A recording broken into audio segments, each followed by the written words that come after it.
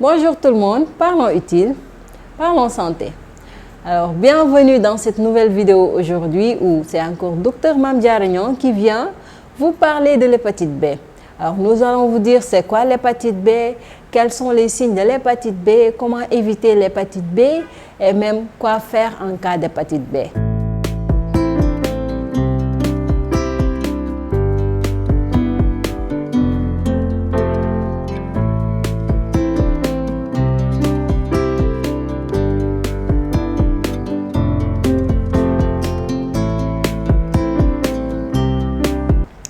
Alors, nous allons vous demander de ne pas oublier de vous abonner et d'appuyer sur la cloche pour recevoir les notifications de nos prochaines vidéos.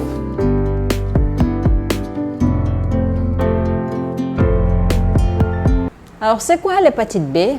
L'hépatite B, c'est une inflammation du foie due à un virus appelé virus de l'hépatite B.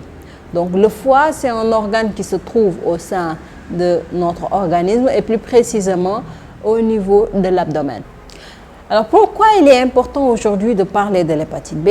Parce que vous devez savoir que c'est une maladie qui est très répandue, mais une maladie qui est très contagieuse, dont la transmission est tellement importante, à savoir 30%, même plus importante que la transmission du VIH.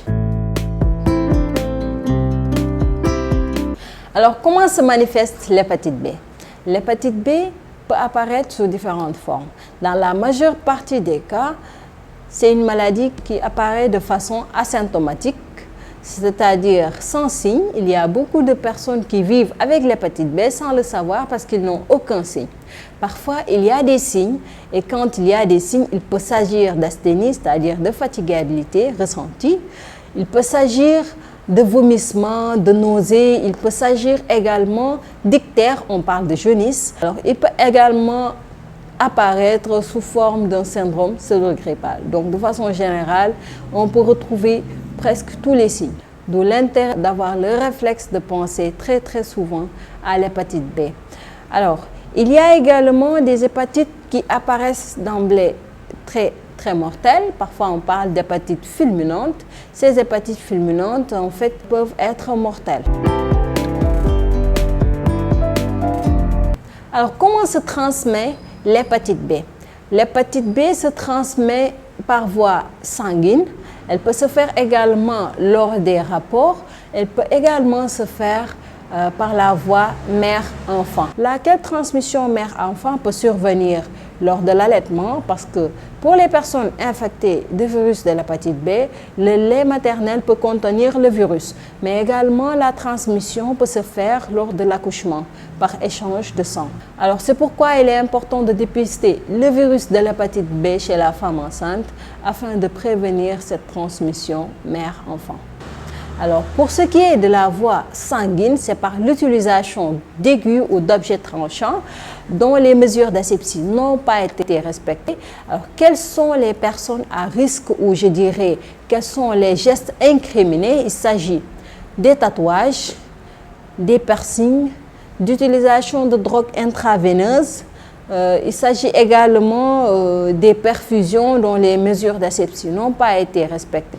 Il existe également des groupes appelés groupes à haut risque.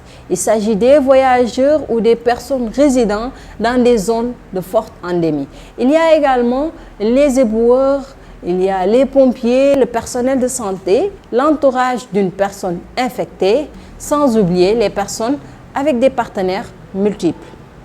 L'hépatite B est une maladie dangereuse qui peut se compliquer de cirrhose, qui peut se compliquer également de cancer du foie ou même parfois entraîner ce qu'on appelle l'encéphalopathie hépatique. Alors la bonne nouvelle les amis, c'est qu'il y a des mesures préventives, des mesures qui vous permettent de lutter contre l'hépatite B.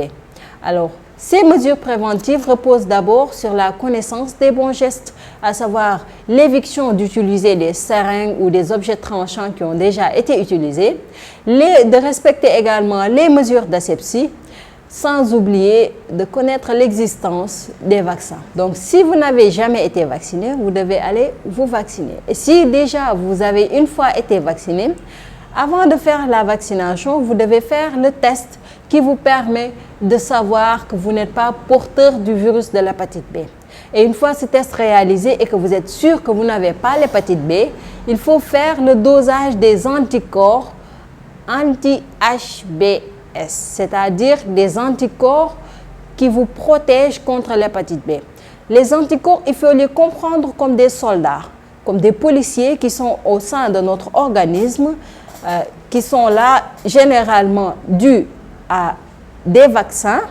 Et donc, ces anticorps nous protègent lorsqu'on va aller rencontrer le virus dans la nature. Donc, ces anticorps, il faut savoir s'ils sont assez nombreux dans notre organisme ou savoir si le taux est bas à point de nécessiter qu'on refasse la vaccination.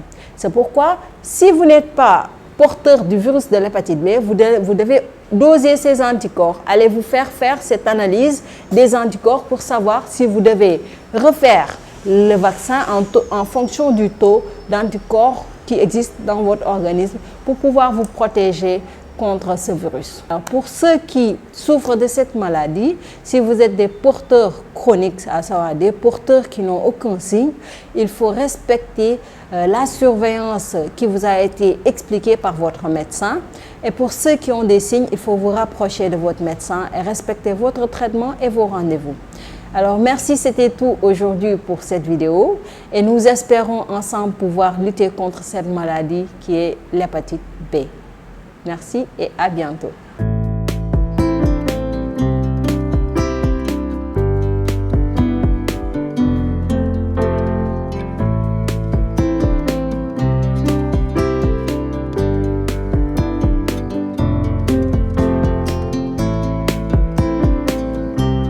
A été respecté.